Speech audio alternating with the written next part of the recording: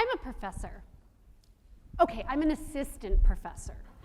It means that I'm in my first several years on the job, and there is a lot for me to learn. But if there's one thing that I've learned so far, it's that for students, asking for help doesn't come naturally. Now, let me tell you how I know this. I teach statistics. Now, when I tell people this, I usually get one of two responses. The wistful, "Oh man, I wish I had taken statistics." Or the remorseful, "Oh man, that was the worst class I ever took." Now, these two responses together tell me first that statistics is a really important subject, and second, that it's a subject in which students can really struggle. And yet, when I hold office hours, the time every week when I sit in my office with my door wide open for my students to come and get help, I'm often alone. What am I doing wrong? How do I become less lonely in my office hours? Now, as it turns out, the typical approach to office hours is this: if I sit here, they will come. And this is the fundamental mistake that I'm making. So many things stand in the way of students getting the help that they need. Fear, self-doubt, embarrassment of needing to ask. They have competing demands. They procrastinate. And sometimes there's a green lawn and a sunny afternoon outside. But what would happen if I insisted, invited, or even just nudged my students to come and meet with me? A recent study explored just this, and they found that simple emails from professors to their students to provide them with some personalized feedback on how they're doing, to encourage them with strategies for how to do well in the class, and to provide them with tips on how to get help, made a real difference for how students did in the class. Now, as it turns out, this kind of relatively easy but proactive outreach to students is not just relevant for faculty.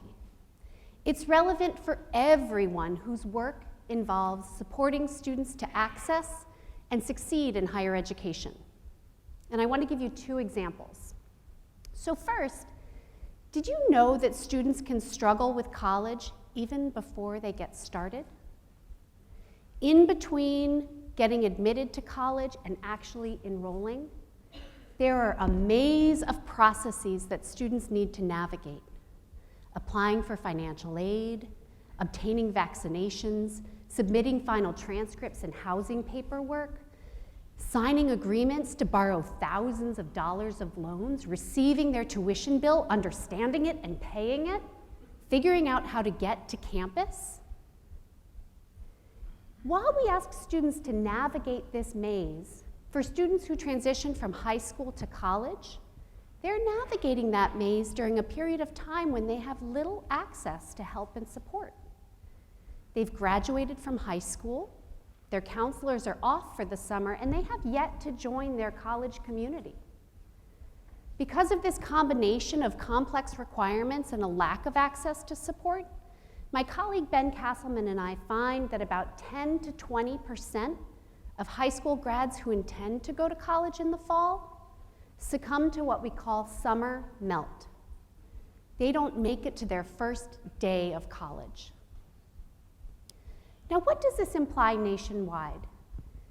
If we translate that 10 to 20% to our country as a whole, this means that more students than would fill the largest football stadium in the United States, more than twice over, are failing in making the transition to college every year.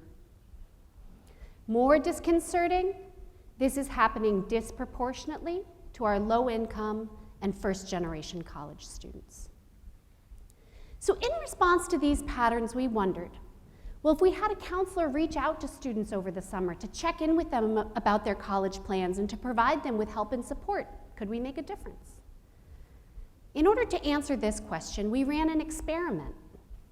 We identified students who planned to go to college in the fall, and then basically by the flip of a coin, we divided them into two groups.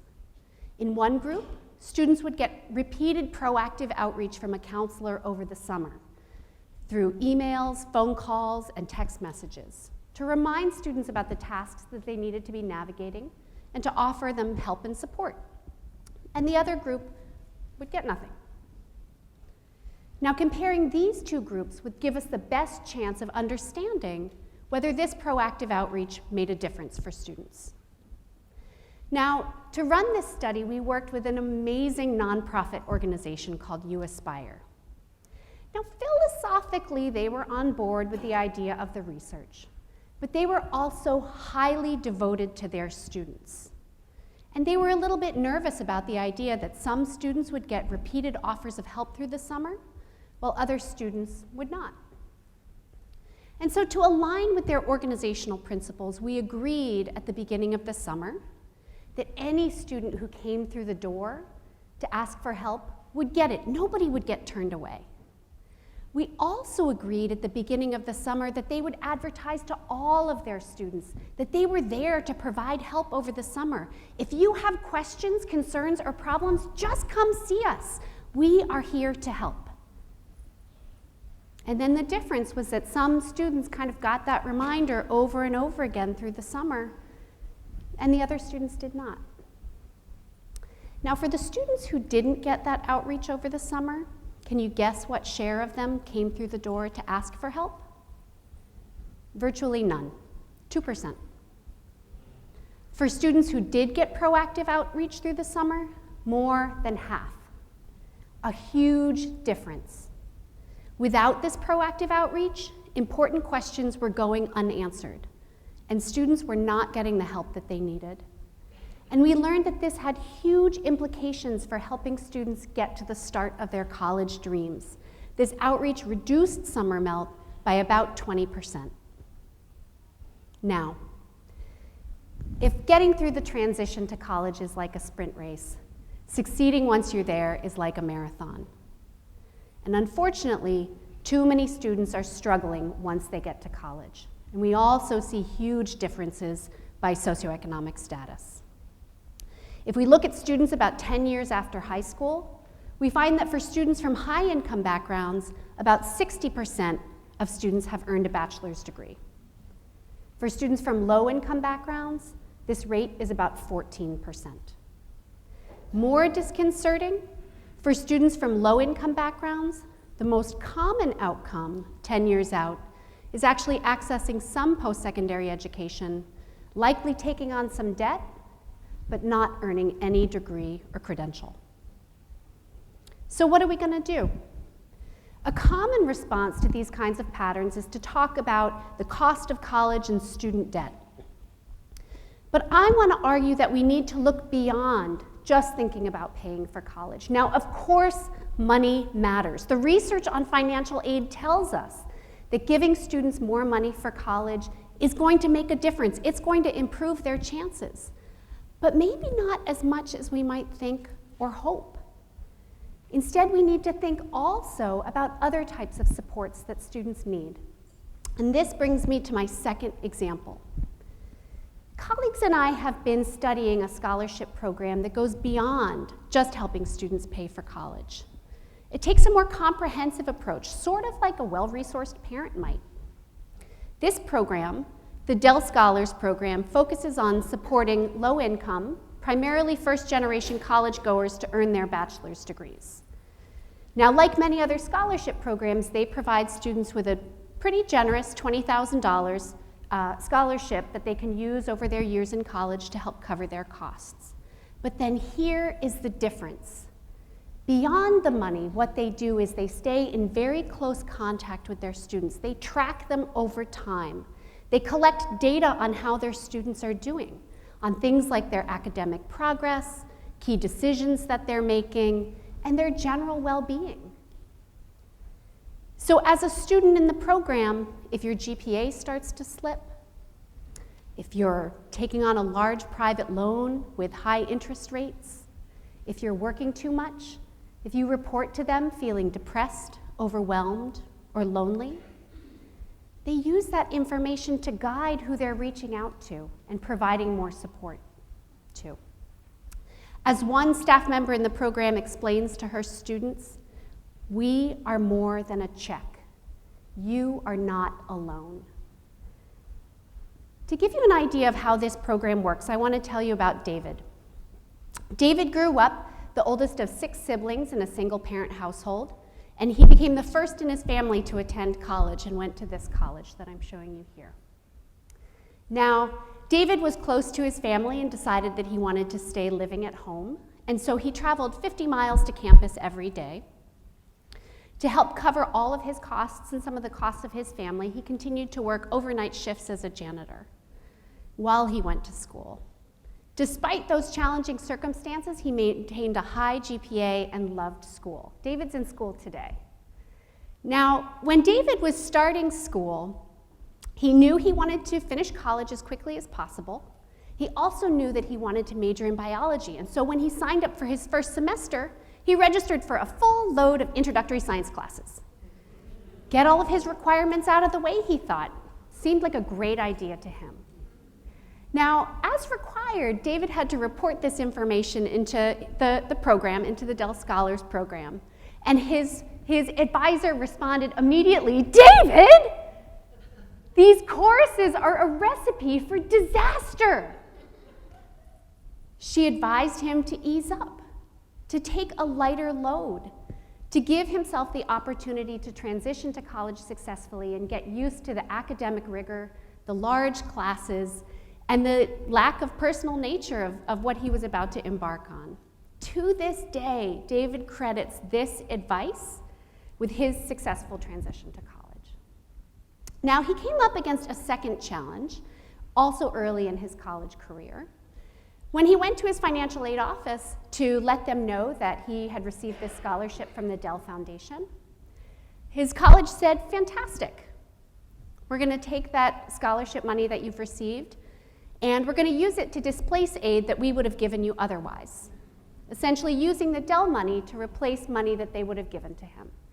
This meant a net financial benefit essentially of 0. So seeing this, the program worked with David in subsequent years to use the money not to pay his academic year bill, but instead to pay for summer courses. So in this way, he was able to make the scholarship go further and also stay on track to graduate on time. Now, David is just one student who's been supported by this program, but how about students overall? So to investigate that, we gathered data on thousands of applicants and students in this program. Now, as a teacher of statistics, I would love to thrill you with all of the analytic details. But for now, just the bottom line. We find that students supported by this program are more than 20% more likely to complete their bachelor's degrees. For students who attend less selective institutions, those that have lower graduation rates and perhaps have less robust systems of support, the impact is over 30%. These impacts are driven by a combination of flexible financial support and ongoing tracking and guidance provided to students just when they need it. Now, this kind of proactive guidance isn't going to help save students from all of the crises that they might experience in their college lives. And I know this because during the decade-plus period that my husband and I were in graduate school at Harvard, we actually lived in a Harvard freshman dorm. And we served as residential advisors for first-year students. That's right. For 11 years, all of my neighbors were 18. And we loved it. We welcomed students to campus. We helped them pick their classes. We celebrated their successes, and we counseled them through crises. Now, there was one orientation year where we had brought a former student back to talk with a new crop of students, and she shared this piece of advice with our new group. She said, I learned how to do college when I learned how to ask for help. Now, there is so much truth to this statement. And maybe we can be satisfied with waiting for students to learn this lesson in a place like Harvard, where really so many of the supports that I'm talking about are baked into the student experience. But for higher education as a whole, we are losing far too many students while we sit and wait for this lesson to be learned, while we wait for students to come and ask. In some cases, like when David was picking his classes, students may not know that they're making a bad move or that they need help. And even when they need it, it's not a given that they're going to come and ask for it. Why wait for students to make mistakes? Why wait for students to miss deadlines and miss opportunities to get in over their heads? As folks who work in higher education, as folks who work with students at all, we can't be satisfied to wait for students to make the same predictable mistakes and suffer the same predictable consequences. So instead, let's reach out to our students to help them get ahead of these things and to provide them with the help that we know that they need and deserve. Thank you.